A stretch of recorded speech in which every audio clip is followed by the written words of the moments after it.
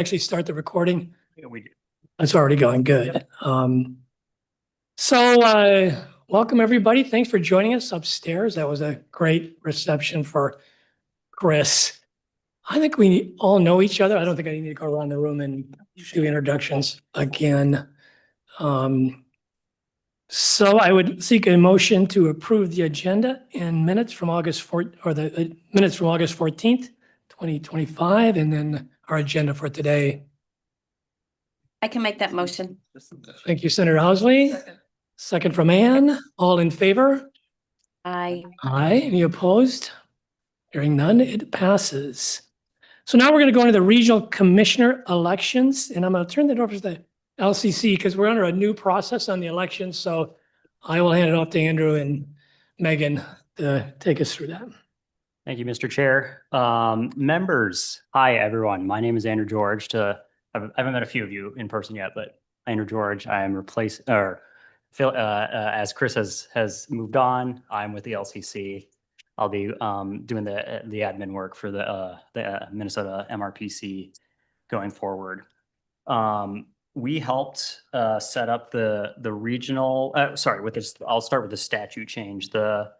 The statute for the Mississippi River Parkway Commission changed and has the regions of the river itself, citizen meetings with the regions recommend commissioners that will then be elected by the whole Mississippi River Parkway Commission.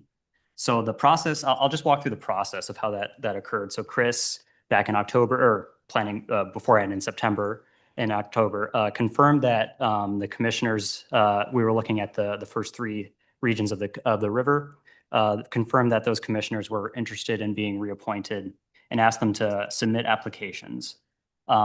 She then reached out to those regional stakeholders via Constant Contact, which is our communications platform, and announced that anyone else interested in applying for regional commissioners could do so by filling out an application.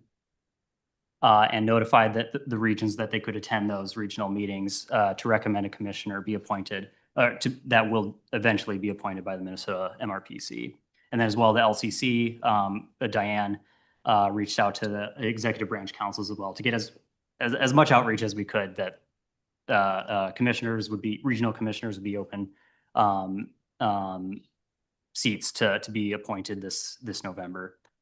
And inform those the application and the regional meetings. And then Sally Fine-Day, Carl Samp, and Meg Christensen all reapplied to be regional commissioners and were recommended at their regional meetings, at their respective regional meetings, to be reelected as regional commissioners by the Minnesota MRPC. So that was the process that occurred over October.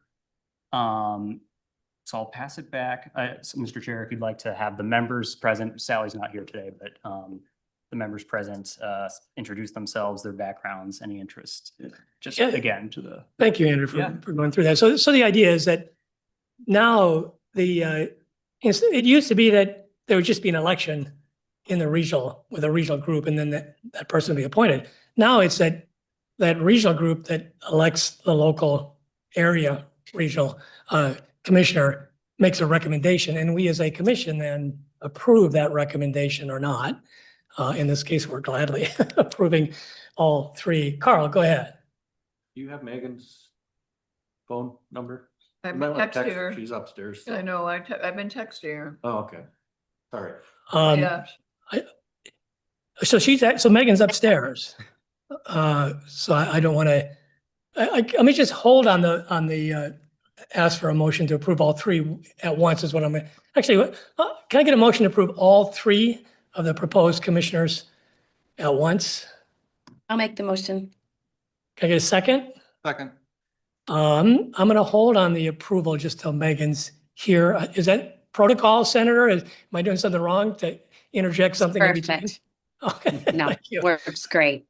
Okay, so what I want to do is, Andrew, I made a misstep, I think, in assuming you knew everybody. So I'm just going to have people introduce themselves. Go around, introduce yourselves, what agency you're with, and I'll start with you, Grant. Good afternoon, everyone. Andrew, welcome. Grant Wilson, Minnesota Department of Natural Resources. I'm the regional director. turn this on. You're Can you They're get- live, yeah. Okay, they can hear me.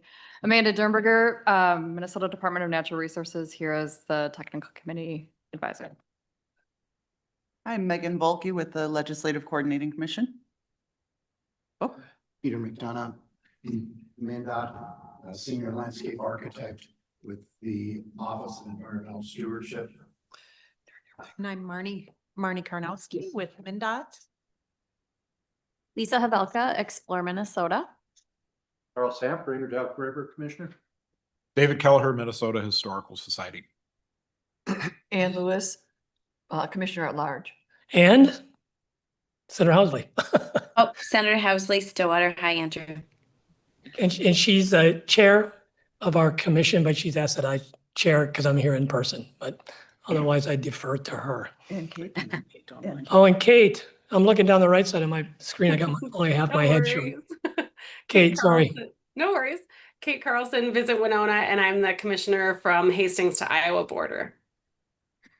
Okay, good. Well, Megan's just going to miss out on being here. So I would, all in favor of approving the slate, please say aye. Aye. Aye. Any opposed? Hearing none. Congratulations. Thank you for being commissioners again. And Andrew, I think I'm moving number 5 up next because we wanted to get the ones that require votes out of the way while Senator Housley is with us. So we just need MnDOT Transportation Alternative Project letters of support. Peter or Marnie, are you going to introduce that? I'll start that off and then I'll turn it over to Andrew. Okay. So we have sent emails to 5 of the regional development commissions, and they are the ones that are on the Great River Road, and asked them to submit any projects that they would like a letter of intent for and support from the MRPC. And we received, for a variety of reasons, we received only one set from MnDOT District 3 for 7W. And they submitted 9 projects.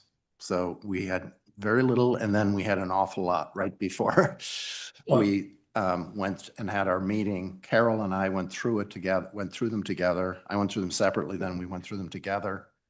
And we selected 3 projects to go forward.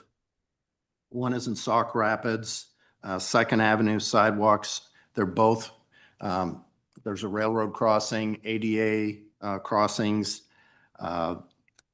There's scenic, they're within blocks of either the MRT or the Great River Road or both. And we felt that it was a good candidate to go forward. They were requesting 240,000. And the next one was from St. Cloud. It was the Fifth Avenue, which they also were within blocks of the Great River Road and MRT, within 2 of the MRT on both sides of the river. And then the third one was Heatherwood multimodal. And the first St. Cloud one asked for 800,000. The second one asked for 400,000. And we felt that those 3 were the strongest candidates to go forward. And then we turned that over to Andrew, and I'll let you take over now. Thank you, Peter. Thank you, Mr. Chair. Yeah, with the procedurally with the motion, we would definitely will, if approved, historically in November, we'll approve these as getting letters of support from the MRPC. I'll reach out to the project managers with a letter of support that they can submit with their applications. That's what I can add there. Thanks, Andrew. So MnDOT is recommending these to us. Carl, they're in your region. Are you familiar with any of them or? No, I hadn't heard of these, but I did want to say the Brainerd City Council turned down. Remember when we wrote the letter for that one, they declined to put up the matching funds for that project. So that was the job to take. Okay. So we need a motion then to approve those 3 projects that were mentioned. So moved. Second. All in favor? Aye. Aye. Any opposed? Megan, thank you. I know you had probably a long trip down here. Thank you for joining us. Congratulations. We elected you without you. So I don't know what your position on that was, but do you want to say? I was up saying goodbye to Chris. Understandable, understandable. So, Just could I ask a question, Mhm. Mr. Chair? yes, Is please. there a reason why there were so few submissions? Is this the cycle that we're in, or is it something else going on that you can speculate here about and that would lead us to believe that we're not going to get a lot in the near future? It seemed to me that we had responses back from Arrowhead and we also had responses back from Headwaters.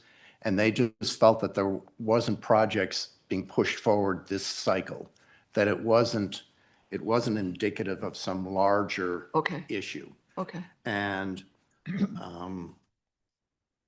Region 5 or RDC said that they had a new person in the transportation and planning position, and they had not seen projects that they wanted to push forward. So that's why, and I didn't make this clear, but 7W, RDO 7W is administered by MnDOT District 3, and the planner there is Steve Voss, and Jeff Lenz is the person who put all of the proposals together, and that was what was submitted to us.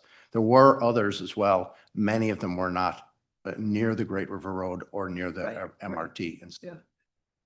Okay, thanks for Thank you. the initial vetting of all those. We Yeah. appreciate the time Yeah. in doing that. So they're approved. So Ann, I'm gonna turn to you for the budget report. I'm going to make an assumption that you have MRPC fiscal year activity budget in your, I don't have it. In your packet, or you read it beforehand, and then you and I have one. But he missing one? I have that. I wanted to underscore that we are just in the first part of a biennium. Even though it says 26 activity budget, you have to sort of adjust your thinking on that. The quarterly meetings that are on your list, the 4,500 initial budget allocation versus how much more remains to be spent, includes all likely August meeting costs. So that's where that comes in. Regional meetings, you just heard about the regional meetings, and so that's where those have been completed and aren't likely to happen again. I think they won't happen for another year. Another 2 years. Another 2 years, okay. So that's where that stands. Business meetings are normal, dues and memberships. Andrew, clarify for me, we have not yet paid the MRPC and the National Scenic Byway, is that right? I think that's correct, yeah. Yeah, they don't get paid until January? Calendar year, I can find the exact date. It's sometime in the next calendar. Like the year. next calendar, that's what just so you know that, that's where that falls. National meetings, those are the expenses that were incurred for that. Communications, website hosting, map shipping, and we have a lot of maps that were shipped out. I think that should come back again in the spring, but it's done for now as well. General material printing and supplies, professional technical services. You should know that Odyssey, some Odyssey retainer, that's Chris, is still in there as well. Otherwise, those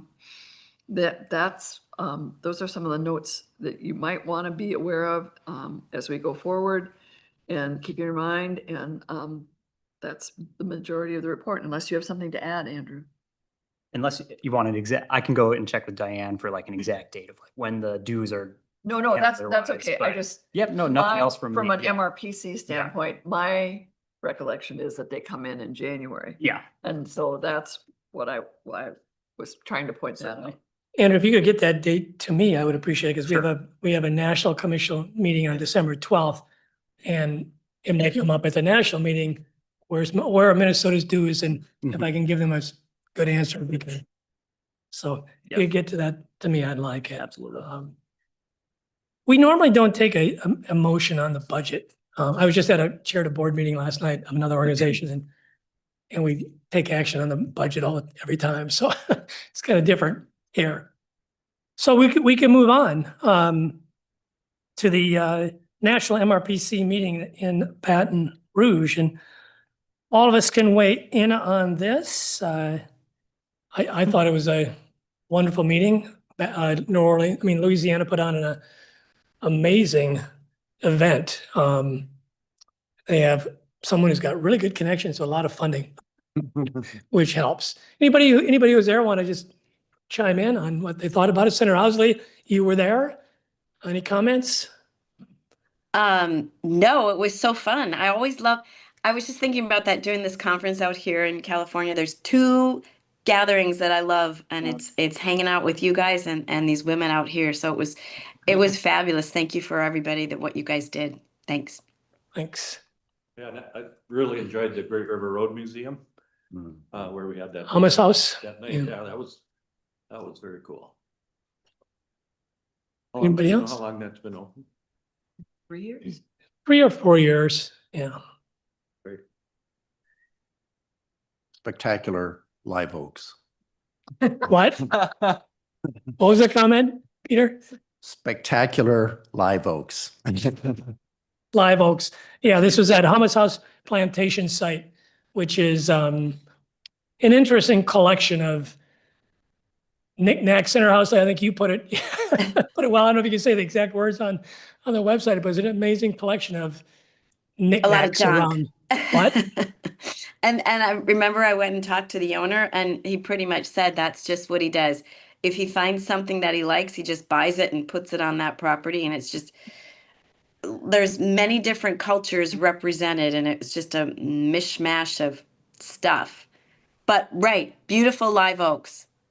Yeah, so this is a early 19th century sugar plantation site, and you expect the house furnishings in general, the overall appearance is supposed to be that early 19th century sugar plantation of the South. But when you walk around the grounds, it's like having the pink flamingos almost, but at a higher class everywhere. I remember what I said, John. Remember I said, I know. it looks like he had quite a few different wives, and when the new wife came in, she decided to redecorate. Only he didn't get rid of any of the old wives' stuff, and sure enough, he has had more than one. So,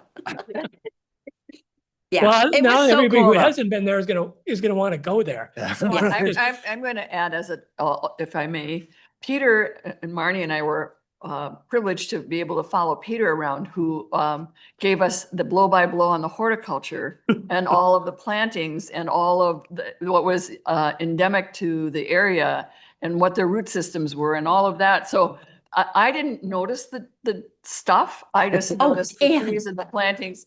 Was very grateful that Peter was there. Thank you. No, it was a very successful meeting. We had Did you get to go in the house? Oh, yeah. I've seen it before. Oh, Remember, I did 3 part-time years as a guest speaker on American Cruise Line boats on the river, and that was one of the stops.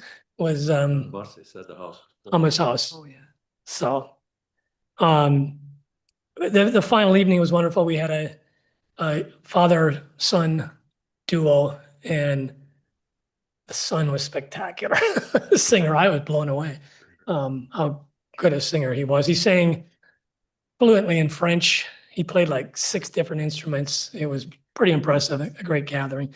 So to get on to the more on the national, Kate, it's got Kate and Miller. It's going to be Kate on the National Marketing Committee. Yeah, so there was lots of discussion about the America 250 and the national kind of campaign of the 250 things to do along the Great River Road. So soliciting ideas of not just events happening for 2026, but also just great attractions, just things that people should be aware of and potentially help them, plan their trip along the Great River Road to celebrate America 250 in 2026. There was talk of getting kind of an official goal or work plan for 2026, perhaps in tandem with the Culture and Heritage Committee. So I think John was going to be kind of our connector there on that front. And then there was discussion about using some marketing funds to buy some new giveaways for interpretive centers. So whether that be stickers or like keychains, things like that we've done in the past, buttons. Suzanne was going to look into some additional options as well. And then, of course, always the reminder of content. The national office just always needs new photos and video that they can share out on their website, on their social platforms. So very much discussing, perhaps reaching out specifically to the destination marketing organizations because we have those assets naturally, and just engaging in that way to make sure that they've got fresh content to keep Great River Road on the minds of travelers. Thanks, Kate. And David took off, so he's leaving me to the Culture and Heritage Committee. Thanks, David. So we met in Baton Rouge as a 10-state Culture and Heritage Committee, but we also had a meeting this week. So I'll kind of combine those two.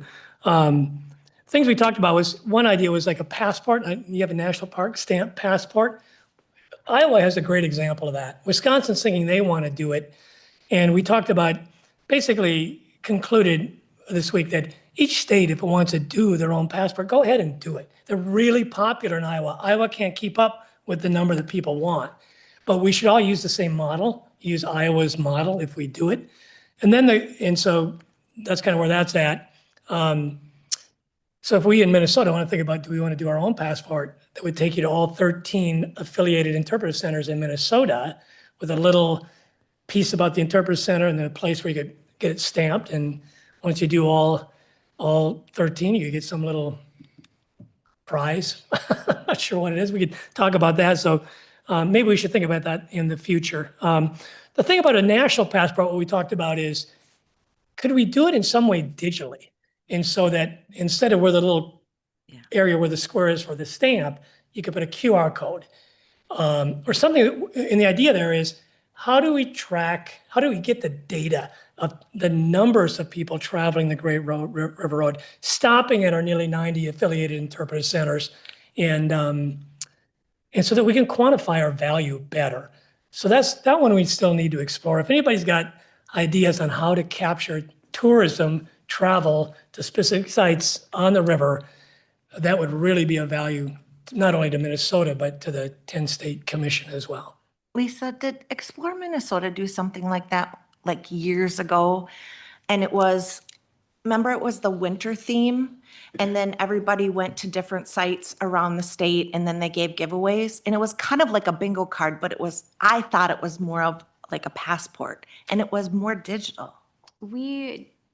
I'm not familiar with that one, but we were just discussing during COVID, we did Minnesota Scoops, which is an ice cream promotion, encouraging people because ice cream shops in the summer were open and you could move around and be outside. And I could dig up some of that information and see. We had wild success with that. The thing about having it, you need to have a campaign built around it. So you have to have other advertising that goes along with it. We pushed out, I can't tell you how many number of emails around it.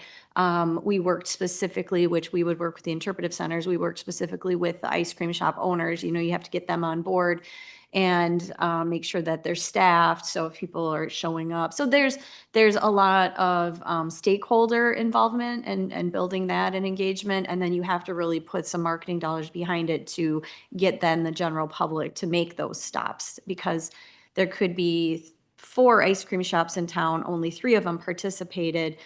You had to really encourage like where you were trying to drive traffic. So I could certainly dig some of that information up and share that with you, because we would have had tracking, but it would have been probably more tracking of the campaign, like how much engagement from the emails that we sent. So if we have a way to capture emails, That's the thing. You have to have that pop up or something to be able to serve the people. Here's knowledge or information about, go out and enjoy the Minnesota Scoops promotion. Yeah, so what we're looking for is, and I was going to say this under the Mississippi River Cities and Towns Initiative, all the mayors of the Mississippi, their meeting was their national meeting was in Minnesota the week after we were in Baton Rouge, and I attended much of that meeting. And Viking Cruise Lines and American Cruise Lines were there, and they had a big presence. They got time on stage, and what I realized was people on those boats don't stay in their hotels. They don't eat in their restaurants. They stay on the boat, they eat in the hotels. Unless you're flying into St. Paul or Memphis or New Orleans or St. Louis, you're not bringing economic vitality to the community, many of the communities you stop in. But the Great River Road, people who travel the Great River Road, they stay in those communities, they eat in those communities. And if we could quantify that value, then we could go to the Mississippi River Cities and Towns Initiative, to all these mayors, and say, you want to work with an organization that's of real value to us, you should be working with us. But we gotta have the documentation to make that pitch. So that's kind of the angle we're thinking about at the national level. Should I share that information with you? The promotion that we did, to see if it's If it works. Yeah. Super. Also on the Culture and Heritage Committee, we approved, there's a Fairport Fish Hatchery in Iowa. We approved their nomination. We voted on it on the December 12th national meeting. It's a model nomination. They did an exceptional job. And then like the Marketing Committee, we talked about America 250. So this is a celebration of the 70th David says that very fast and very well. The 250th anniversary of America. But there's an America250.org website. They're promoting things like a Great American Field Trip or a Great American Road Trip. And we're going to try to steal a little bit from that at the national level and go with America's greatest road trip, which is the Great River Road from Lake Itasca to Venice, Louisiana. But we need to start thinking about how to build that out. But what we talked about, it's really up to each state to do its best at the state level to capture this opportunity. I don't know of a better opportunity to capture all that the Great River Road represents along its entire length than this opportunity, because there's a year-long celebration of what history of this country means to America, and it's the American narrative. And how better to capture that than on the stories of the Mississippi and the resources of the Mississippi. It's not just about 1776. It's about how we've become since 1766. And it's about all the incredible natural and cultural resources we have. So the more we can take advantage of America 250, we're just leveraging all the hype that's going to be around it already. So think about that and how we do that in the coming year. There's another one that's just in 2027, it's out a little ways. It's called Mississippi River 100, MR 100. And that's the 100th anniversary of the 1927 flood. That's the biggest flood of the South in the South's history. But they don't want to make it just about the organizations behind it. The Water Institute, which is out of Baton Rouge. I met with a guy who's the head of that institute and leading this effort.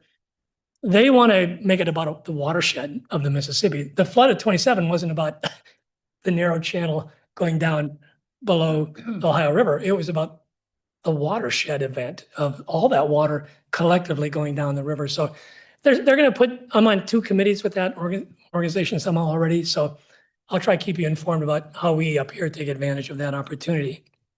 Any questions? Going back to your previous comment about the MRPC group and connecting. MRCTI? Or yeah, MRCTI. Senator Hoffman is back working and stuff. I know he's got a leadership role there. I wonder if we shouldn't have a conversation about that. What you just said.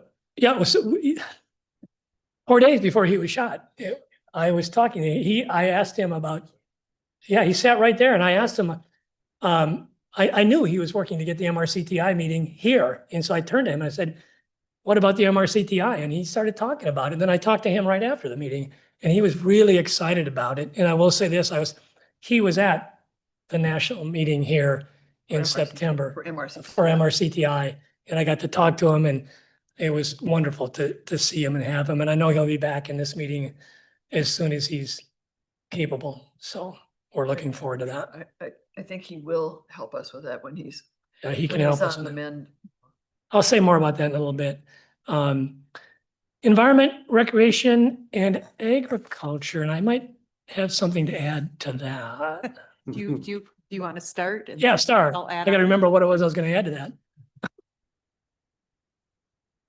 Well, if you'd like, I can start. Go ahead. Yeah, and so the Environment, Recreation, and Agriculture Committee met, and we met for a little bit as a smaller group, and then we actually merged with the Marketing and Culture and Heritage Committees to have a bigger conversation. So John has covered a lot of what we discussed. But some of the additional things that were discussed, we were going to have Raj Schnick give an update on Operation Pollination. She couldn't make it, but we talked about pollinators anyways, and the importance of pollinators and how there still is a big interest in pollinators, along the river and the Great River Road, and some of the different events associated with pollinators. There's the Rotary International, maybe that's what you were going to talk about. That's going to be in Minneapolis in 2028, I believe. Yeah, so that's the international meeting. People from around the world are gonna be in Minneapolis, Twin Cities in 2028. And they're looking for an environmental project to highlight Yes. Internationally. internationally. Yeah. Yeah, so there might be something, the next ERA committee meeting is December 17th, I think. But yeah, we were thinking maybe there could be something along the Great River Road. Well, what's being promoted, and Chris Stein is the Heritage Areas Manager for the Midwest region of the National Park Service, former superintendent of the St. Croix National Scenic Riverway. He's already pitched this. He's part of Rotary. And he's a big on pollination. He's pitched this to Rotary International that if we could get all 10 state governors to sign on to Operation Pollination, they would likely highlight that at their international meeting. So we're working on that. So there's a big opportunity right there. 2028, we got maybe a little time. Yeah.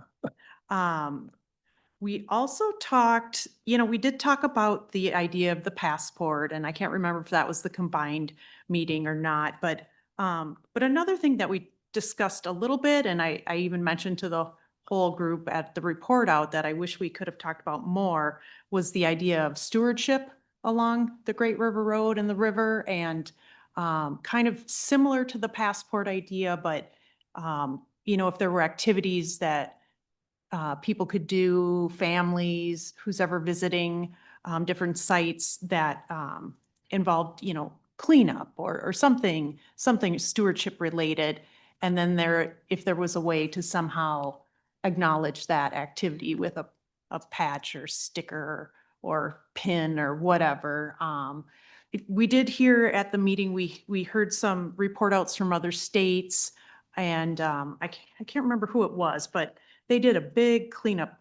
Edmund from Tennessee, Yep. Was talking about cleanups and all these volunteers. And so we kind of tossed that around a little bit, but it didn't go, I think we ran out of time maybe, but that's an idea, and I intend to bring that up at the next ERA committee meeting, because I think it's worth pursuing. It Yeah. goes hand in hand, right? With when you have visitors, like, I can't remember who said it, but when you have visitors come to your house, you want to clean it up before they come over. Well, when we have visitors along the Great River Road and along the river, we want to have it cleaned up. So I thought that was a great idea. A couple other ideas too. There is a large display that can travel. It's very large though, physically, that can be traveled or used in different states along the Great River Road. They had it up and displayed. But we talked about, could there be some kind of something put together, a smaller display for, from the ERA committee that could be used by different states at different events. Didn't get very far with that. Or even signs for interpretive centers like, hey, voted #1, best scenic drive, to hang up, things like that. So there was a lot of good ideas. And it was, you've all heard me talk about past ERA meetings and how there isn't a whole lot of participation in those. So it was nice to actually have a variety of people and getting some ideas out on the table. So I'm just trying to see what else I had.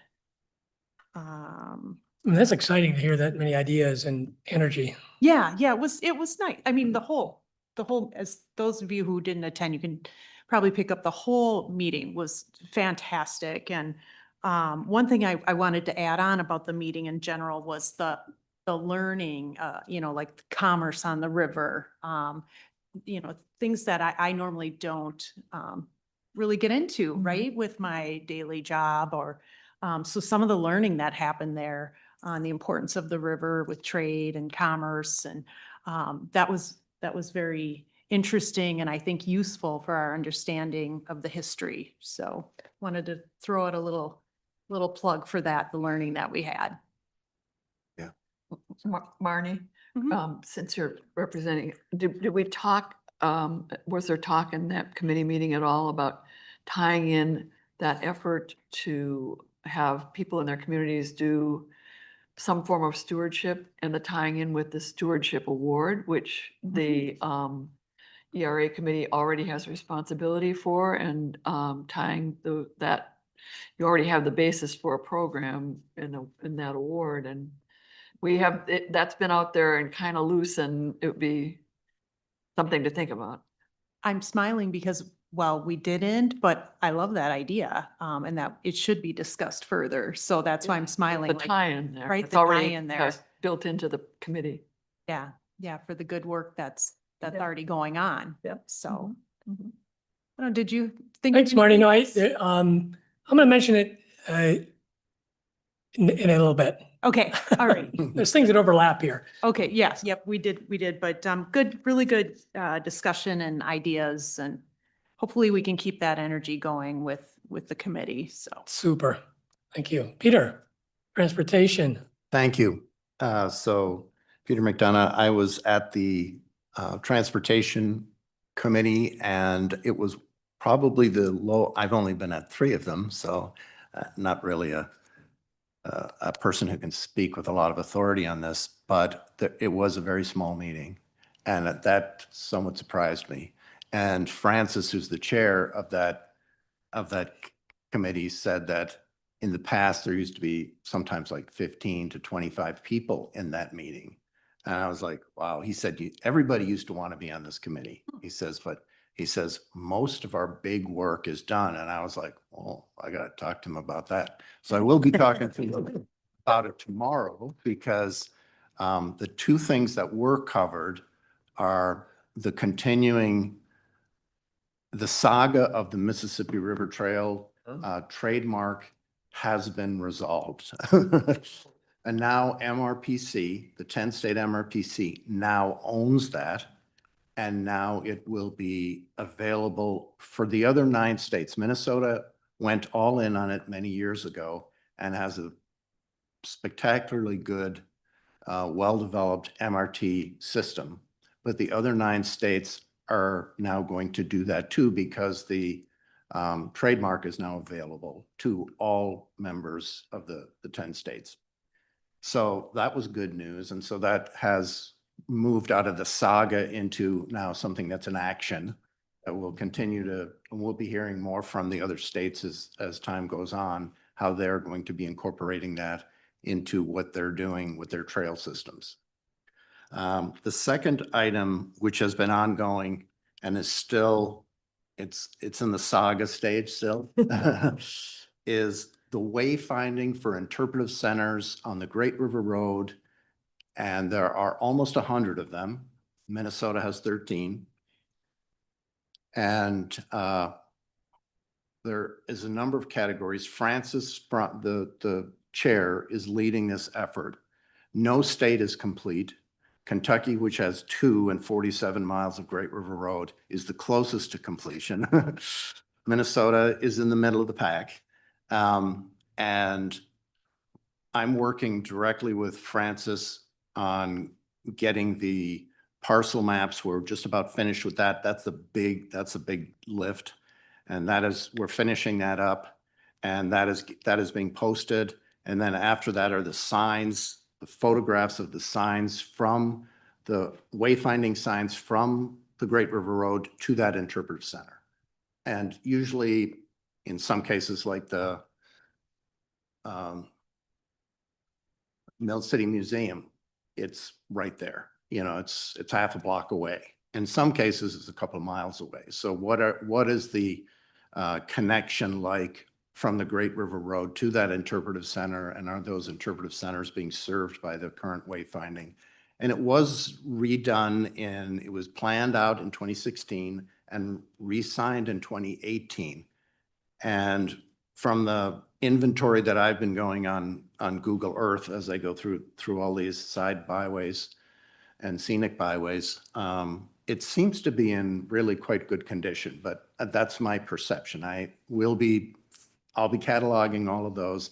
Francis will be putting them together along with Tyler from MRPC at Pilcher Barnett.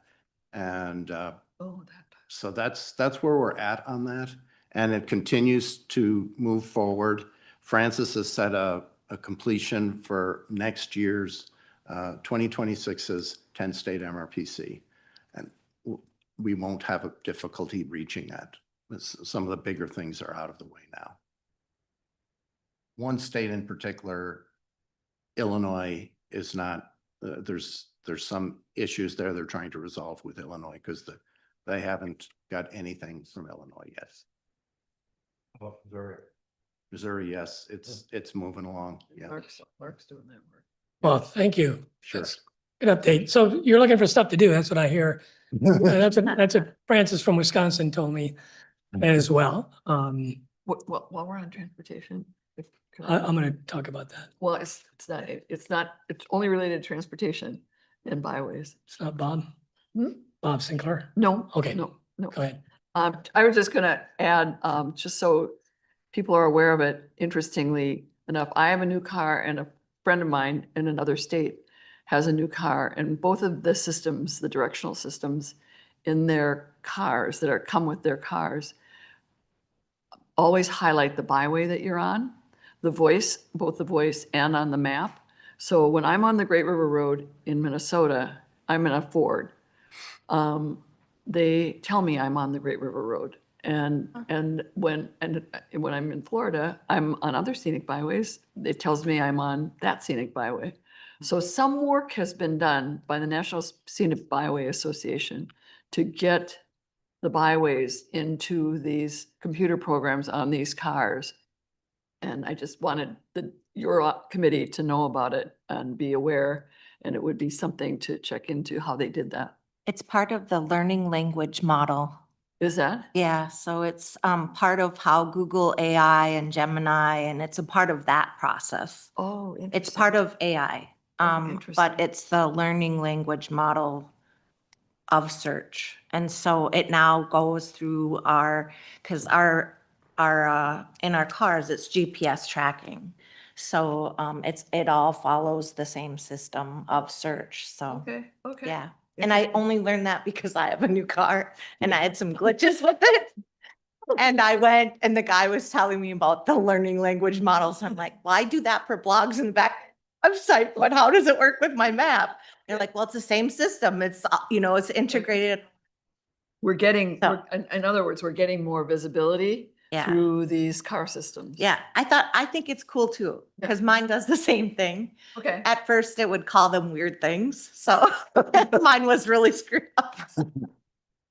Okay. But yeah. Yeah.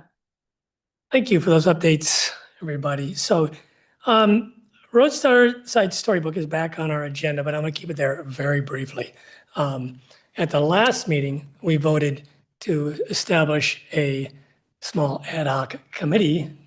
David and I voted either first or seconded that motion, but we haven't pulled together that ad hoc committee. So, I mean the Roadside Storybook was this idea of these interpretive signs along in all 21 counties of the Great River Road. And they built out some and not others. Some are in good shape, some are in not so good shape, some need to be pulled out. And we gotta talk about how to do that. There's in past meeting notes, there's a budget for the partial project and there's a partial for the full build out and redo project was just over $1 million. So David, you and I agreed to do that. So we should be on the ad hoc committee, and I'm thinking someone from transportation, Peter, should be on the ad hoc committee. And then we should schedule a time to get together and meet. And if anybody else wants to join us to make sure your county's actually included, you should get on the committee. Thank you. Are you good with that, Peter? I don't mean to put you on the spot. I think. I'm good with it. Well, if anybody else, Kate, anybody else wants to join, you're welcome, but we'll try to get a meeting set up and just have a conversation about do we tackle this project and how, I mean, in a part of it's a transportation project, these signs are put out there and as guides to travelers and it looks bad for us as a commission if they look bad at the various sites that they're at. And so, do we go to, who do we go to just to get a sign removed? And we might have to do that in some places.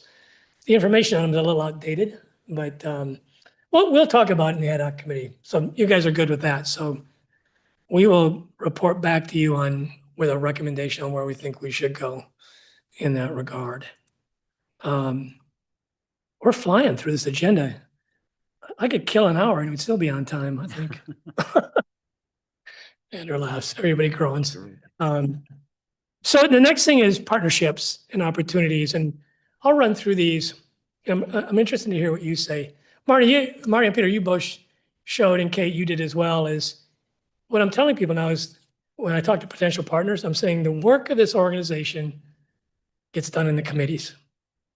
That's where the work gets done. And as long as the committee members are excited and working on it, we can get a lot done as a 10-state organization. And so I'm trying to think of ways to energize the committees and get more people at them. I'm thinking, how do we energize the 10-state commission more at the board level? And I think partnerships will be, one of the things that happened in Baton Rouge was I became pilot chair of the 10-state organization. So I want to make that my 2-year stint something that lifts up the whole Great River Road. And so these are just some of the partnerships we're looking at right now. One Mississippi, they are an organization that ERA might want to partner with. They're going to present at the December 12th meeting. I got them to present because they came up with this idea of National Mississippi River Day, June 2nd. Write that down. And so we celebrated the first National Mississippi River Day. There is no such thing till now. And so last year they tried to get proclamations from different cities and states, and it was kind of chaotic. Someone went to Minneapolis and got one. It's like, I didn't even know it was being done. And I might have gone to Minneapolis too, and others might have gone to Minneapolis. And Minneapolis would be like, come on, you guys, get your act together. We're being contacted by multiple people, or the state commission. And so one of the things they suggest, I've met with them twice now, and they said for the state, and I said, we don't want to do this cities. We don't have time for that. But at the state level, if you want us to get the state to make a declaration, annual declaration of National Mississippi Day, June 2nd, we will seek that from this commission. We got a couple of senators who'd be glad to do that. I know Senator Housley has said yes. So we're looking at that. But they're an organization that was built as a partnership organization of trying to gather all these different organizations that do something with the river and get it focused. They have over 70 affiliated organizations, and they're really starting to build their organization more and more, and they have more of an environmental focus. And so the stewardship aspect, I said to them, if you want to promote your stuff, go to our website. You can add your events to our website, which anybody can do from any perspective. And so that gives us leverage with them. If they can promote their things through our website around environmental cleanups and protection, it could really benefit us. So, maybe you'll hear that those of you who attend the December 12th meeting will hear what they're about. But then if you want to invite them to your committee meeting, that would be more reason for more to attend and find out what they're doing. John? Yeah. Was last June 2nd the first one? Yeah. Okay. So this coming June 2nd will be the next one. And then we'll, I mean, Norma, who was Pruitt, it was a previous pilot. Her comment at the national meeting was, why didn't we think of that? So the whole commission really is behind this whole idea of, let's start celebrating a National Mississippi River Day. It's about time. Was there significance in the June 2nd date? I have no idea. Not that I know of. They're trying to probably, you can ask them at some point. Mississippi River Cities and Towns Initiative, I already mentioned them. I mean, they're all the mayors of Mississippi. If they don't have an investment in the Great River Road, and us in a partnership with them, Ann and I met with Colin Wellenkamp and Brant, I want to say Snedeker, but he's a golfer. Thorington, thank you. Brant Thorington is number one person. And just talked about two things. One is we need to partner more with you. And so they're interested in it. We just need to keep pursuing it and pushing it. Ann, you want to add anything on that? They were open, and they, the other thing is that I think the ball is in our court to figure out a way to, and you're probably gonna talk about this, figure out a way to collect the data that how we impact their communities, because the mayors are interested in how their communities are impacted. We know it. We have But anecdotal data. yeah, we have anecdotal data. Information. We don't have studies. We haven't collected that data, and We we're did looking have for ways. something at one time though about counties along the Mississippi We, River. and- we use Yeah. tourism, Right. Office of Tourism data, but it's not, it's on the road, but isn't pertain to our efforts, so. It could be advantage to us Yeah. still, Lisa, if we can get It's a county starting- data it's a along the starting Great. point. It's a starting point to prove to them our value to them. And I'm pushing that they have their national meeting is in Natchez next September. If we could get on their agenda and really tell them how we should partner with each other on this, I think they'd be a great partnership, and we should probably try to get them into one of our national meetings and talk. I will do that. The other, Sorry, what about Datify or Zartico, georeferencing? I know that we can do a geofence around a particular area since you guys have a subscription to Datify. Actually, we ended that Oh. contract recently, but we do have with Longwoods International. Yes. We just put out, and even I think as of last week, some county level data that, Yeah. so the county level data along, I was just making some notes, we could look at the counties on the Minnesota side of the Mississippi River and see, the visitation numbers. Now, you may consider whether that's a stretch or not, but I'm going to pick on like Winona. So Winona County, and Winona being the largest city on the Mississippi River, that's where majority of that economic impact is going to take place. So we may have to, evaluate the information and see if it really does correlate to what you're talking about with visitation or economic impact, visitation to the river, visitation to Winona. But I can look into that too and share that out. We had some numbers come out earlier this year, and then we got a little more granular. And I think I want to say even just as of like last week, we pushed it out in our industry updates. So I can go back to the office and find that, and we can take that up if it's another one of those subcommittee groups that reviews it to see if it's as simple or complicated as putting together a one sheet of the value that this commission brings. If in fact it helps with funding, or if it helps with, our messaging, it gets beyond the narrative of the road, the river. It's the real value, the additional value, the non-intrinsic value. we're really trying to demonstrate the tourism power Yeah. of that road. And so the better we can document that. Yep. And I'll take tentative data right now, but we can always make it better. So thanks for that, Lisa. Corn Belt Ports Organization. Who the heck are they? I mean, so they gave a presentation that was interrupted by, you'd have thought it was the first day of Zoom during COVID. Nothing seemed to work. I couldn't even follow it. But Bob Sinkler is this former Corps of Engineers person who ended up working for the Nature Conservancy for a while after he left the Corps, and then started developing this organization called the Corn Belt Ports. And it's really upper river focused, and it's focused on grain shipping on the upper Mississippi. But I sat with him at the MRCTI meeting over at Nicollet Island, and what he started telling me was he wanted to really get before us.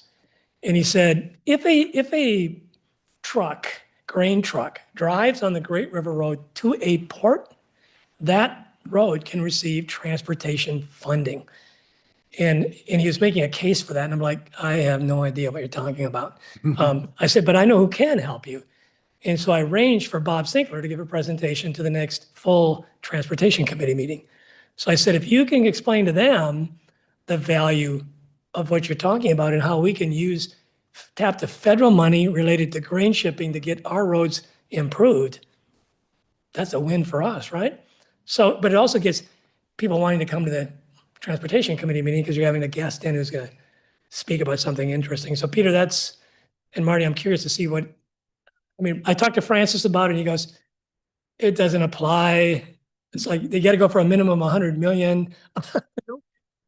So I said, I don't know these arguments. Have a good conversation in your committee and work it out. And these are the kind of things we can do in our committees. And so the same thing is true with America 250 and MR 100 is that how do we bring certain organizations, think about bringing organizations into your committees that you think if we had a partnership with them, we could do more. Ann and I met a guy at MRCTI meeting who was with the French Heritage Corridor organization promoting French sites along in the upper Midwest overall, but connected to the river as well. And we believe they're going to be all 10 states. So I'm going to have a call with that guy next week maybe and say, hey, you want to come to a Culture and Heritage Committee and explain what is the idea of this French Heritage Corridor and how can we work with you? So this idea of partnerships is about leveraging our presence, making people know we exist, figuring out what do we have to offer, what do they have to offer us. And a couple of things I've noticed is our website blows away MRCTI's. Theirs is terrible. One Mississippi, they're just starting to build theirs out, but it's pretty weak. And so if we can say, come to our website, if you want to drive people to our website, we got itineraries. We have travel to these different places, eat these different food. Start taking advantage of it. Put your stuff on our website, and all of a sudden we become really important to them. So I think they're going to start seeing that, and but then we can leverage what they're doing as well. Yeah. I was going to mention in my quarterly, but now that we're talking about partnerships, Megan did a nice presentation at the Mississippi Headwaters board meeting with Tim Terrell from the Headwaters Board on the partnership they did to kind of cross promote. But I thought it was very interesting. I thought it was really good. I listened in on a presentation for that. Tim has this personality. So anybody that's ever worked with travel influencers, you have to have a big personality. You have to get attention, right? And Tim has always just had that for me. And I've told him for a long time that he needs to do like a podcast. Well, so he started doing these paddles on Mississippi and he started creating these paddle events. So we've had one in Cohasset for, I think, 4 years now. Aiken's had it for almost 5 years.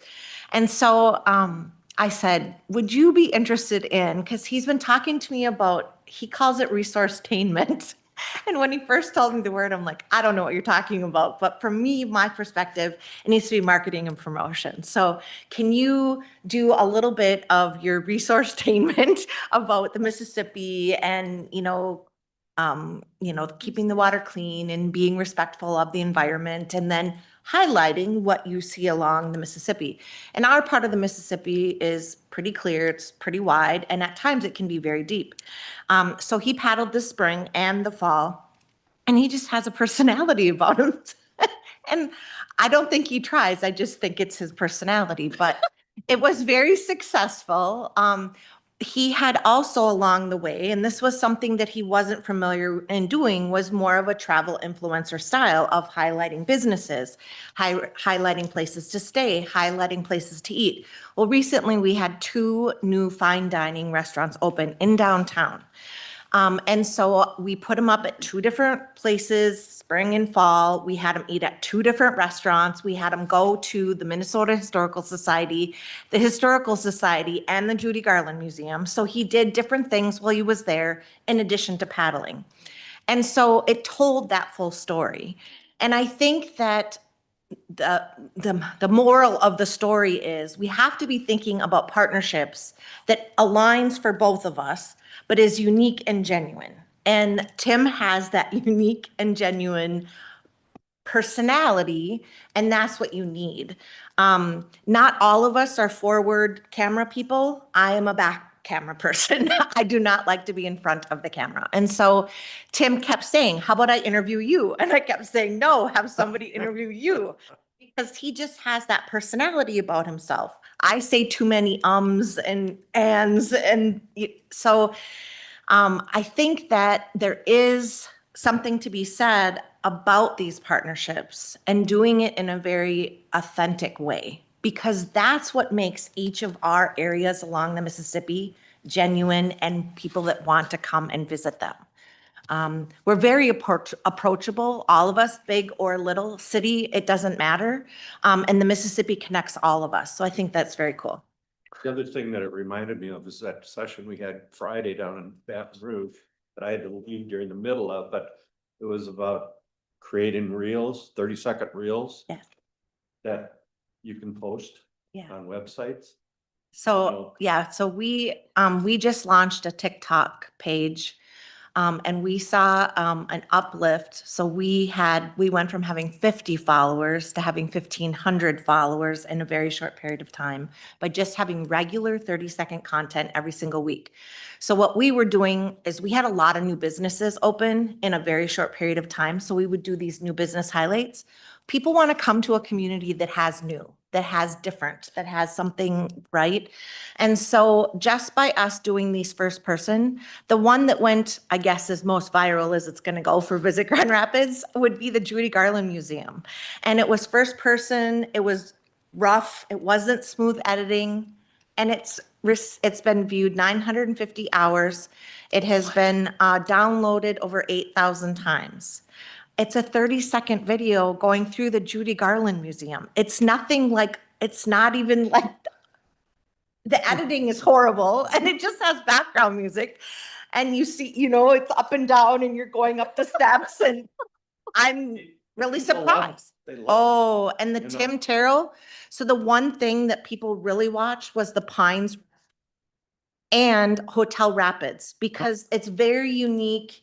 It's different than anything you've seen. Hotel Rapids is like a boutique style motel. So the old motels that used to motor up to the door, a lot of them are being turned into boutique style hotels. And so we had a developer that rehabbed the whole facility, and just him opening the door, going through the room and the bathroom. And it's amazing what people comment on. And they remember when it was a budget in and they comment on that. And then he went to the Pines restaurant and they said they remember when that was such and such business back in the 1950s. So it's really amazing what people, and it's short, very quick. So right now our reels are being watched for 11 seconds. Oh. 11 seconds. So you are supposed to capture them in the first 8 seconds of a video. Wow. Yeah. Crazy.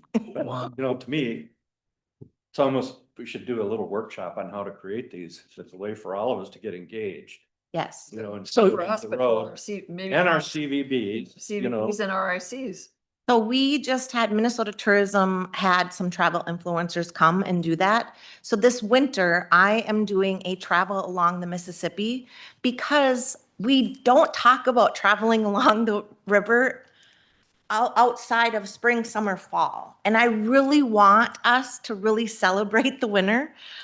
So we are really elevating the winter on the river, and we are going to do a travel itinerary from the cities all the way up to us.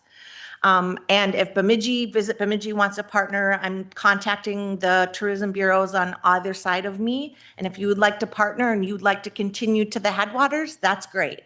But you have to remember that they're not going to do all the things in your community. They might not even stay in your community, but you might get them back again because they're like, well, went through this community and I'd love to come back and learn more, right? So sometimes you don't get the whole pie, sometimes you get a slice, and we have to remember that these video reels are a piece of that attraction. And investing in that technology was a 4K camera, $350, and an invisible stick that goes 30 feet in the air that mimics a drone. Seriously, those are the only pieces of equipment that we started with. Over time, we have gotten lanyard mics for voiceover and different things like that. But literally, it started about a $400 budget.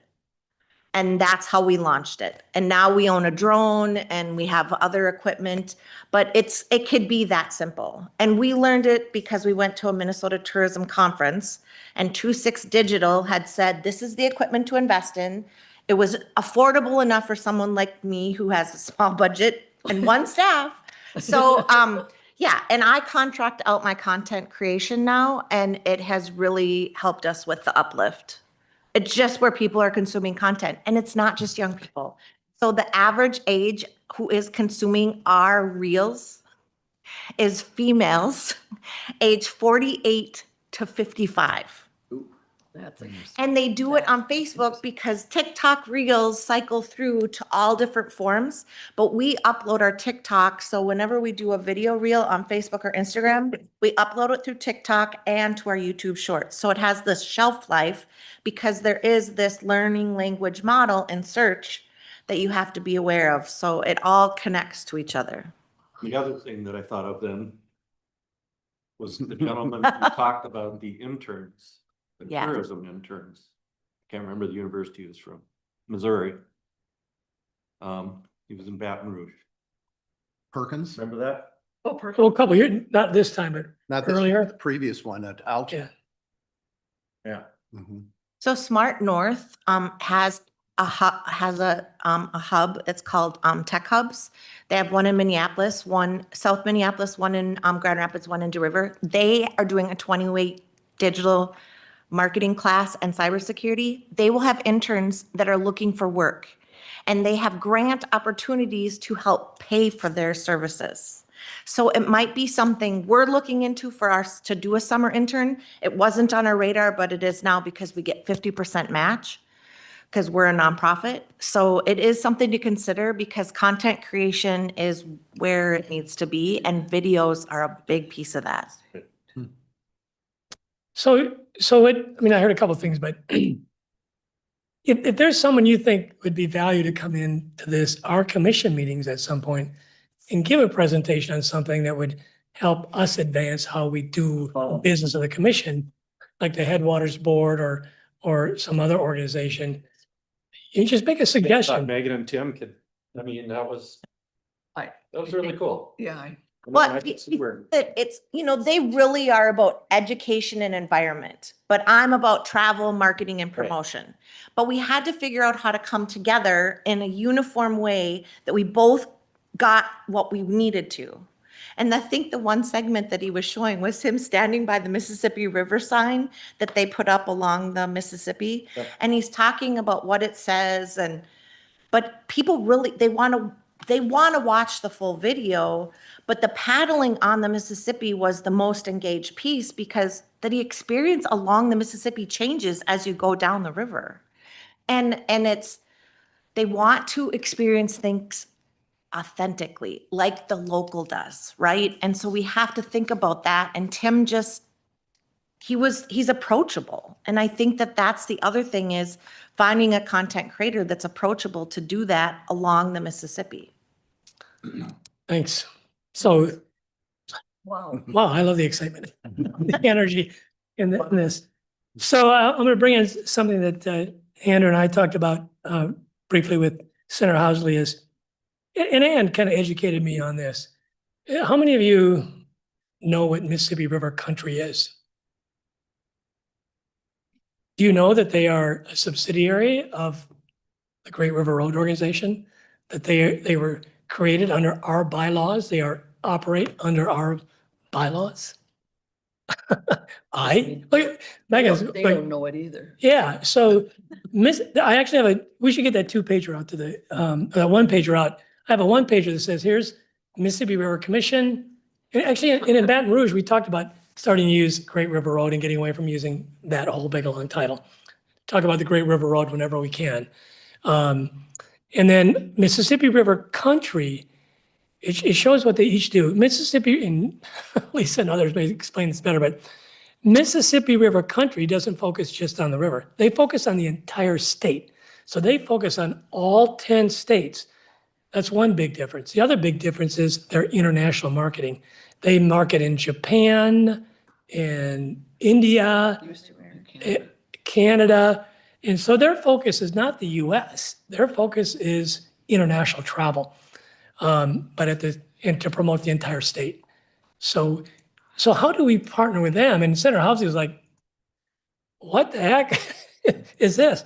And so we're going to invite Lisa's boss, So, Lauren yeah. Mindy Bennett, who's the head of Explore Minnesota Tourism, to our next meeting to say, tell us more about this MRC, Mississippi River Country. Who are they? What do they do? And why aren't we working together more to, if we promote the state, we can promote the river, right? Kilsh and Barnett still Yes. kind of staffing that. Yeah, Yeah. they're staffing that organization as well, which is they staff our Lynn would organization. be a good one too to talk about. What? Lynn. Yeah. So, Suzanne's partner. yes, but for the state, we just want to figure out who are they, what do they do, how do we connect with them? So that partnership idea, this seems like a no-brainer to find out how do we work more with Mississippi River Country. So the same staff that work with us National. on a national, also do MRC. Yeah. So again, why don't we all know exactly who they are and what they do is interesting to me. That is, I think we're caught up there. And so regional updates and agency updates, if we have them, or other business. So any regional or agency updates? I'll just go a couple things. One, as I said, Brainerd City Council decided not to put up the matching funds for the pedestrian bridge. 210 by Lum Park, the park on the river. Personally, I don't have a problem at all with that. It's just, I didn't see the value. Okay. So, nobody's walking on that other side of the road, so. Then I mentioned the Headwaters Board meeting, which was very good. And then back step, I didn't get a chance.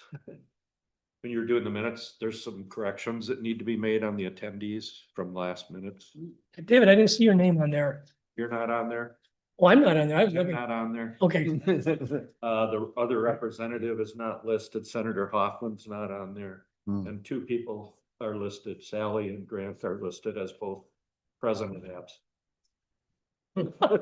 Magic trick. Yeah, feel free to mention those at the start of the meeting before we approve them, but yeah.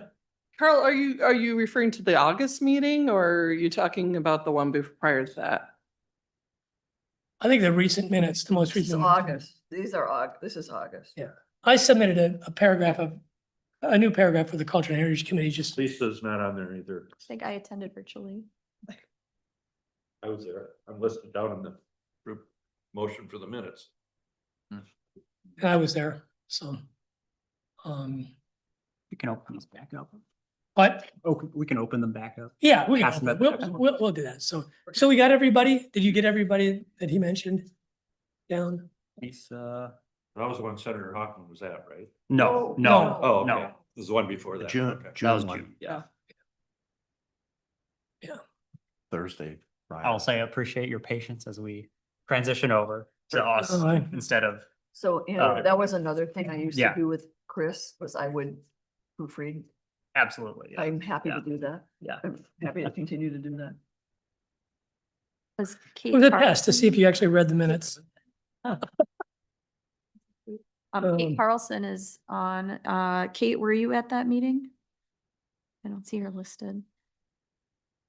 I think Kate was there because that was when she just got the new job with Winona. Yeah, I announced believe it so. At that meeting. Yeah, I'm I not believe sure. it so, yeah. Yeah. I believe it was the August meeting, not the June meeting. I believe so too. Yeah. Thanks. Yeah, look over the minutes when you get them and feel free to add anything. It's hard to, we talk fast. I especially talk fast. Nobody can think, although I see we're being Being closed AI'd captioned. here.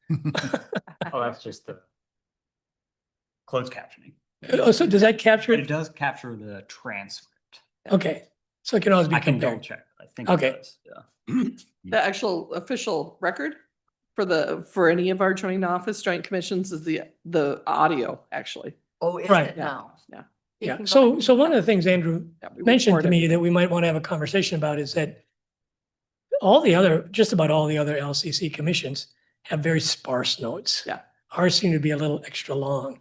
And so do we need detailed commission notes from this meeting? Do we need that, or can we reduce them to the most critical things, knowing that there is probably a transcript now and a video version of it?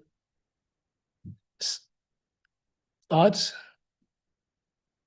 I think it's helpful to have a record of decisions and assignments in Yes, meeting I notes, agree. but not a transcript of everything that everyone said. Verbatim. Agreed. Agreed. So when we look back and say, what did I volunteer to do? Yeah. Then it's there. Or who volunteered with me? That was. Who? So I can't tell you that you volunteered and you can Seconds double into the check. video. Does that make sense, Andrew? No, absolutely. And that's helpful for us as we, this Transition. is a unique group for the legislature to help staff. And just for consistency, it would be helpful, but we can, obviously, if there's consensus to keep doing something else a different way, well, we can chat about that for sure. So maybe for Yeah. for this next minutes, try to focus on the decisions and the assignments. Yeah. Absolutely. And then we can review them and see, did that work for us? Knowing we got this double backup. Yeah. Good. That was agenda item accomplished. Yes, of course. So let's go back to any agency or regional, other agency or regional updates. Carl, were you done? I can add something. Just letting you know that Explore Minnesota Tourism Conference for 2026, December 11th and 12th in Duluth at the DEC, Duluth Entertainment Convention Center. And you can attend in person or you can attend virtually. We do broadcast all of the keynotes and our tourism awards. And then we also record everything and we record the breakouts. As we were talking about, trying to learn more or, education around tourism, any of those breakouts would be available with the recordings to watch as a group or separately to learn more about, in tourism marketing statewide, and we have some national speakers as well. So again, I can forward this information to Andrew to get out to the group, and I think some of you have tried to tune into that virtually and or watch the recordings in the past. And then beyond that, I would say Explore Minnesota participates, and that's why John is talking about bringing in Lauren Bennett McGinty for a conversation about the Mississippi River country. As Meg was talking about tourism marketing for the Great River Road, that's really the group how I differentiate between the work that MRPC does and the work that Mississippi River Country does is that they're like the marketing arm of the Great River Road. And so I agree. How can we make that connection stronger between the work that we're doing and how it ladders up to what they're marketing? So Explore Minnesota has an active seat on that. I don't know if we call it a committee or a commission. We'll learn more. I will go back and ask. There was a meeting within the last, I would say, month or I'm not sure Lauren was able to attend, but her deputy director was. So I'll find out and then we can share more. I can send that over to Andrew and copy you on that, John. And then I think because again, I think a lot of the things we're talking about that, and Meg, you brought this up, that we would like to do as a commission is maybe a little out of the scope of what this commission might do, but that group likely is doing those things. And so just knowing that they're either doing it or if we have, how do we go about pursuing them? I think that's where we would see them, like I said, kind of the marketing side of it beyond what the national MRPC is also doing. But that tends to be a lot more, in my opinion, on like, again, the education side, the committee side of things, and maybe not doing the marketing to the consumer. So think about the arm of the Mississippi River Country marketing to the consumer and group and international travelers.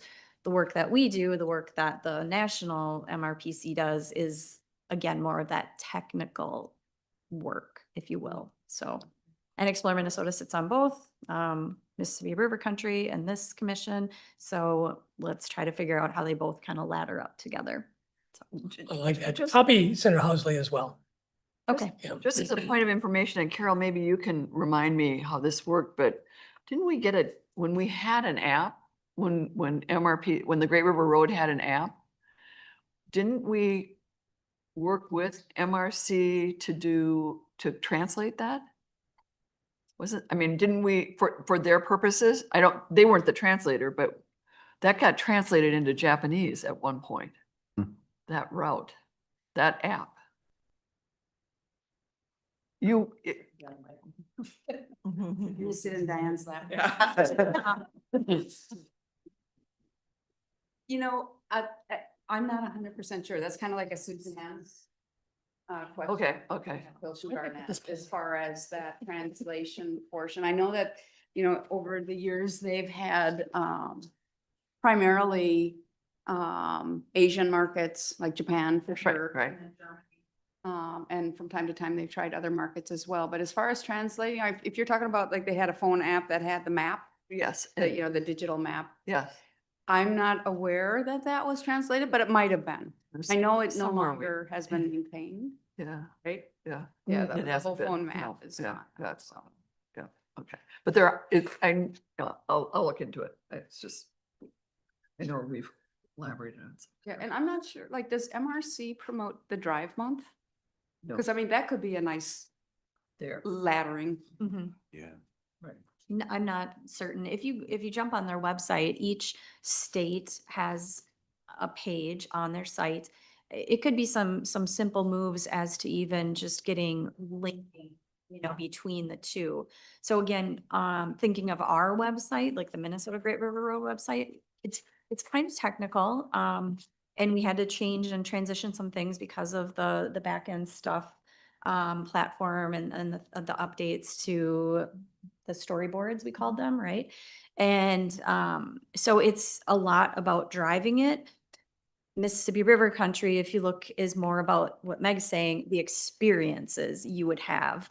And not that we don't talk about the experiences on our website, but it would kind of be like, let's try to maybe do a mashup of the two, or at least linking the two. You can receive, like you could sign up for an Explore Minnesota, a state travel guide on the Mississippi River Country page. So it does go bigger than just receiving, again, Meg, I'm going to pick on you, than just receiving like Grand Rapids visitor guide. But if you went to exploreminnesota.com, you could potentially request Meg's. So there's kind of a long-tailed cat approach to it, if you will, because like, how do we get there? How do we get them in? How do we, get them to that far down the funnel to order the information or put in a request or? One of the challenges has been just mission-wide. The MRC is statewide, so they'll encourage you, that will direct you to go to Duluth and That are not on the Mississippi. and the St. Croix and other non-Mississippi. So it's a statewide, and that's why the directors of the, your agency are all a part of that. So it really does have that statewide focus too. And I know over the years, we've talked about, can we make it a little more Narrow it in. Mississippi focused, but it is the Mississippi River. It is. I think So it's that's slightly different. That's really the distinction, is it's the whole state. Mhm. We're along the road. Which is to our advantage if we use it right. they will fly into Minneapolis International Airport. Yeah, So- I mean, I think so- that that's where you talk about having a slice of the pie and not the whole pie. It's right? And we've gotten leads from the MRC. And so when you said, do you know what it is? I don't know how it works. I really don't know. I really didn't know the difference. But we have gotten Japanese visitors. And I think maybe why there's not a translation anymore is they speak 3 or 4 languages. So yeah, and we have a Japanese company right in Grand Rapids. And so we have a lot of Japanese that come in and out of our area. But that's a big area for us was a Japanese market for the Mississippi. And there was one time, and I don't even remember who sent me the lead or how it was, but it was through MRC, and they were coming here to do a bunch of things. They wanted to go to the headwaters. And because they were coming up to Duluth because they wanted to see Great Lake, then they came across and they wanted to stop, and Grand Rapids was there and they could get close to the Mississippi. And then they went on to the headwaters, which is about an hour and a half from us. So I do think I love your idea about the sharing links, because we noticed when we started sharing other people's links on our pages and we started adding that in and out of our blogs for FAQs and different things like that, we get more uplift because of it.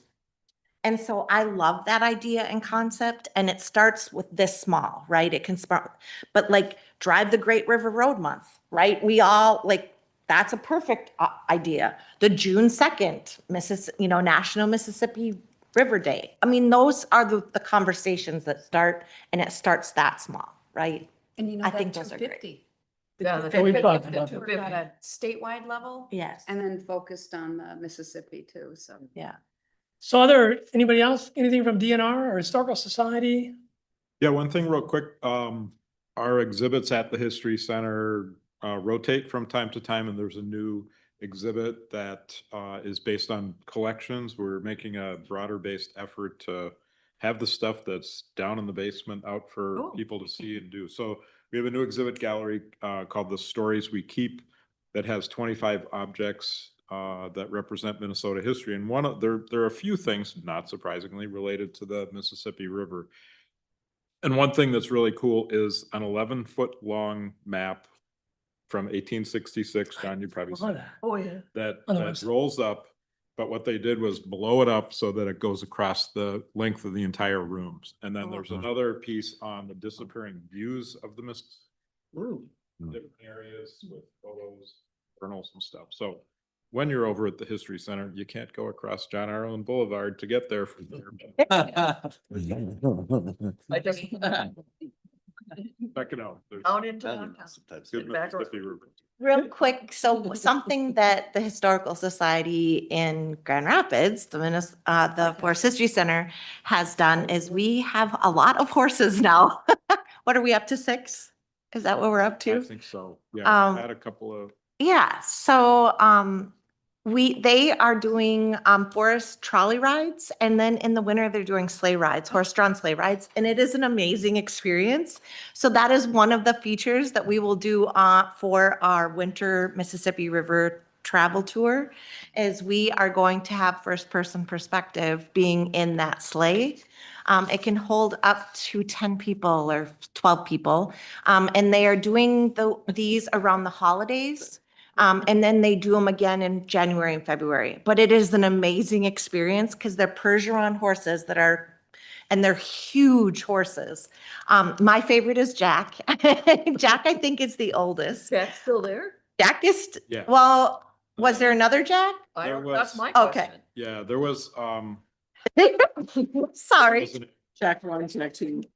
So Yeah. this can be, you can spin this as an American 250 thing. I mean, you're showing what it was like That's long what- ago. Yeah, I'm So definitely think gonna about reach that. out because. And then on the national website, there's a place where you can go and enter 250 things to do on the Mississippi. There's not much in there right now. Go in and add, any of you with interpretive centers, go in and add something you're doing. And it might seem like it's one thing, but if you can spin it to America 250, you can leverage that national emphasis Definitely. this recognition. You know, I think what's hard is I'm a staff of one. I wear a lot of hats in a day. And so you just forget about these things. So I have lots of notes. Okay. Hopefully they'll make them back to like action items. Okay. It's just the reality of the world that a lot of tourism bureaus are really small, 1 and 2 person staff. So Right. Well, and we got to keep that in mind. Anything else, David? No, that's it. Okay. The- Grant? Just one thing on Oh. the Forest History Center, that is an authentic experience because that's when the logging was done in the winter across the Yes. snow and ice. so they We did the embrace French, winter here, right? they About did a settlement, French heritage presentation. It was an educational series and I think it was last winter.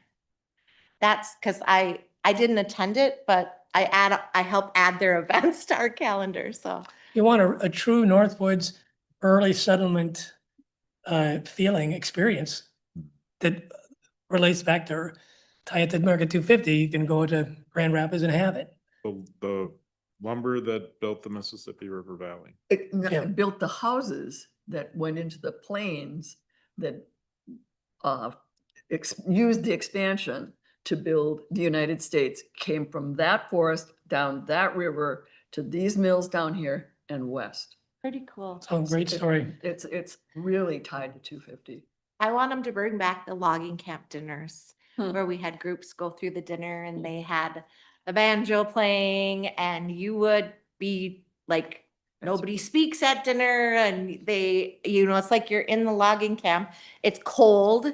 It's in the middle of winter. It's in the 1900s. So, no, we had potatoes.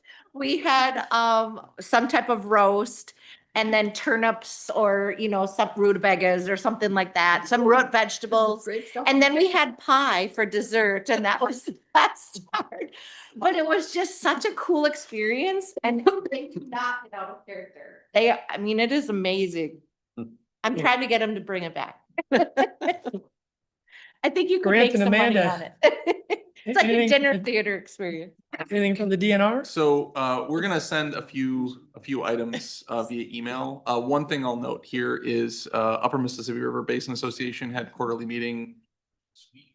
And a couple of the topics we discussed and had presentations on were water availability and then flood risk reduction and resilience planning from a number of different organizations. We were happy to have many of our federal partners back who could participate, which was great. Yeah. Good.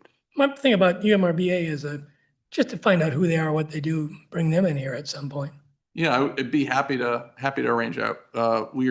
The staff is out of Twin Cities, so it'd be, I think that'd be something that'd be welcomed. Yeah, let's look at that down the, at one of our, if we can feature people like that at our meetings, we can constantly be learning more about who's out there, what they're doing related to the river. So anything else? Anybody else? Listen, we have to look at where we are on the agenda. I think we are, I was gonna add one other thing. I got contacted by a woman named Barb Rosenstock. She writes children's books and she just published one on the Great Lakes. And she's published like 25 books and she's got like Knopf or some major press who publishes her stuff. And her next book is going to be on the Mississippi River. All right. And she's going to try to do the whole thing in a children's book. And she sent me her bibliography. She's looking at a lot of stuff.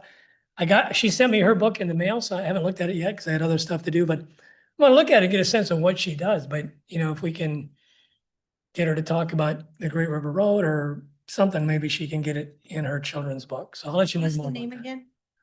Barb Rosenstock. Okay, I was way off. And you can look up her Great Lakes book. She focuses on kids like 6 to 14 or something. So I got her to autograph it to my 4-year-old grandson. I love that she reached out to you. I think that that's great. Well, she's consulting lots of people, and what she wants to do is, she's from Illinois, but she loves meeting in person. So she's planning to come here and drive to Lake Itasca because feels she needs to get there. I said, she was thinking of January, March. No. I suggested And later March. I don't move to April, move to April. Yeah. Well, if you reach out to several of us on the Mississippi, we would love to host her because that kind of thing resonates. I can with maybe Miss- connect you, yeah. We love that idea and we love to host writers, so. Okay, I will let her know that. Winona would as well. Sign us up. Yeah. Oh, sorry, Kate. It's on too. I said Winona would be happy to host as well. So just let us know when she's in town. Okay, Let's Will do do. it. You get her as a guest speaker in the library. Oh, lovely. well, I'll suggest, I'll be having more conversations with her. I'm gonna try to meet with her personally when she comes. Just one quick thing. Somebody recommended this book to me. I don't know if you historical people have heard of this yet, but it is The Seven Rivers of the World. And the only one, of course, is in Minnesota, or is in North America, is the Mississippi. So this is the Nile, the Danube, the Ganges. Those rivers are, and Thames, Mississippi, the Niger, and the Yangtze. But it's new. It's a new book.